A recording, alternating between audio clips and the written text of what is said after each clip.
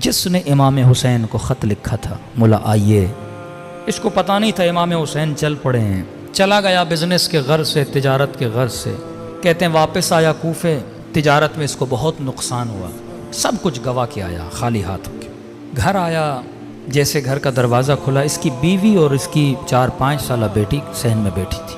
کہتا ہے جیسی میری بیٹی نے مجھے دیکھا نا، دوڑے دوڑے آئی اور میرے سینے سے آ کے لپٹ گئی۔ کہتا ہے جب سفر پہ گیا تھا میری بیٹی نے مجھ سے کچھ مانگا تھا کہ بابا جب واپس آؤ نا اپنی بیٹی کے لیے یہ چیز لے کر آنا۔ کہ رب جیسے بیٹی سینے پہ لگی نا، باپ تھا سب کچھ گوا کے پہنچا تھا۔ میں نے کہا بیٹی پوچھے گی بابا یہ لائے، میں نے یہ گفٹ بولا تھا، لیکن بیٹی نے یہ نہیں پوچھا۔ پہلا سوال جو میری بیٹی نے کیا، کہنے لگی بابا آپ کربلا نہیں گئے؟ کہہ رہا بیوی سے کہا کیا کہہ رہی؟ کہنے لگی شوہر کچھ کما کے لائے ہو، اتنے دنوں سے نہیں تھے؟ کہا نہیں زوجہ نقصان ہوا بہت۔ کہا گھر میں کچھ بھی نہیں ہے کھانے کے لیے؟ کہا بیٹی کیا کہہ رہی ہے؟ کیا شہر میں اعلان ہوا ہے کہ کربلا میں ایک باغی آیا ہے، جو بھی اسے مارے گا تلوار کے وزن کے برابر سونا دیا جائے گا۔ کما کر لائے ہو؟ کہا نہیں۔ کہا جلدی جا، گھوڑا اٹھا، جلدی پہنچ، دیر نہ کر۔ پورے کوفے کے لوگ جا رہے ہیں، جنگ ہے، اس نے گھوڑا لیا، بے دریغ دوڑاتے دوڑاتے پوچھتے پوچھتے میدان کربلا پہنچا۔ تاریخ لکھتی ہے جب جس وقت یہ کربلا پہنچا تھا یہ غالباً عصر عاشور کا وقت تھا۔ اس نے دیکھا میدان کربلا پہ لاشیں بکھری ہوئی ہیں، ایک ہجوم ہے گھوڑے سواروں کا، نیزے برداروں کا، اور اس ہجوم کے بیچ میں ایک شخص تکو تنہا کھڑا ہے۔ کوئی اسے پتھر مارتا ہے، کوئی اسے تیر مارتا ہے، کوئی اسے نیزہ مارتا ہے، کوئی دور سے تلوار مارتا ہے۔ کہتا میں سمجھ گیا یہ دشمن ہے جسے مارنا ہے۔ میں بھی اس بھیڑ کے اندر گیا، اس ہجوم کے اندر گیا۔ میں نے کہا میں پیچھے کیوں رہوں؟ میں نے بھی ایک پتھر اٹھایا اور آگے بڑھ کے اسے مارنا چاہا۔ کہ جیسے مارنا چاہتا تھا نا، اس نے نگاہیں بلند کر کے مجھے دیکھنا شروع کیا۔ کہتا ہے وہ ہیبت اس کی نگاہوں میں تھی، وجود پہ لرزہ طاری ہو گیا۔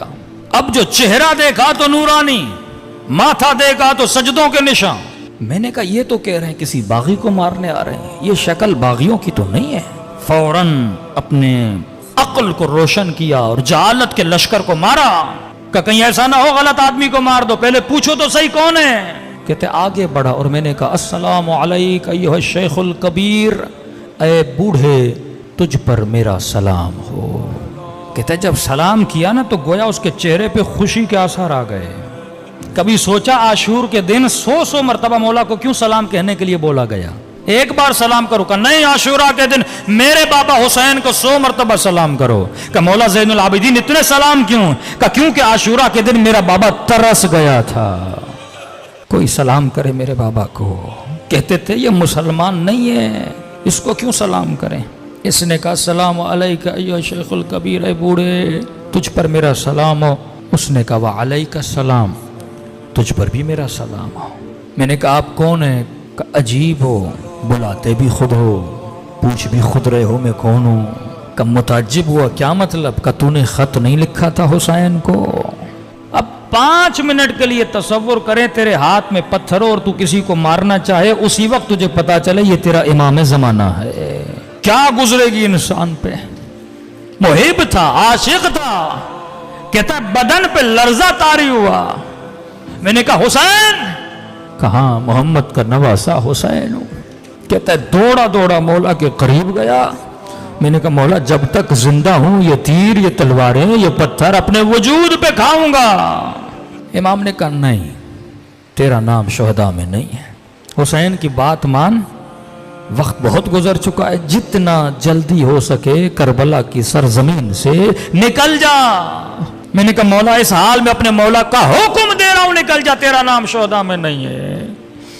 مولا جلدی کیا ہے؟ فرمایا ابھی آواز دوں گا، حل من ناصر ینصرنا، جو آواز سنے گا اور نہیں آئے گا جہنمی بنے گا۔ میں نہیں چاہتا تو یہ آواز سنے، نکل جا کربلا سے۔ علماء فرماتے پتہ نہیں حسین کیوں اتنا اصرار کر رہے تھے، کہ شاید حسین یہ چاہتے تھے کوفے میں کوئی تو ہو میری زینب کے لیے چادر کا بندوبست کرے، کوئی تو ہو جو میری غربت کا اعلان کرے۔